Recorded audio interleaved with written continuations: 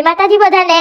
આજે તો ઇકો ગાડીનો વહીવટ કરીને આપણે જવાનું છે ડાકોર ને આપણી હારે આવે છે ભોલા કાકા ને સતુ કાકા। એટલે અહીંયા અમે પોકે એટલે સીએજી નું પેચર ન આવતું હોય, પછી તો ચાઇના બોર્ડર પાર કરીને સીધા પોકી ગયા ચાઇની ચુસ્કી મારવા માટે। એટલે જગના પાણી મીકીને તો સતુ કાકા 20 વાળી બિસ્લેરી પીવે છે। શાબાશ। પછી ઇકો ગાડીમાં મોજ કરતા કરતા પછી આપણી ગાડી સીધી પોકી ગઈ ડાકોરના બજારમાં। આજે મંદિરની અંદર જવાનો મેન ગેટ। રાજાથી રાજ રણછોડરાયની જય હો પગે લાગીને આવી ગયા મંદિરની અંદર। કૃષ્ણ ભગવાન ક્યાંથી સીધા આવીને દર્શન કરે એમ તો ભેગું ન થાય ને। વાત તો સહી હે। બહાર આવ્યા તો હનુમાનના મિત્ર દેખાઈ ગયા। પછી મંદિરમાં લાગેલા સરસ મજાના ચિત્રો જોઈ લીધા।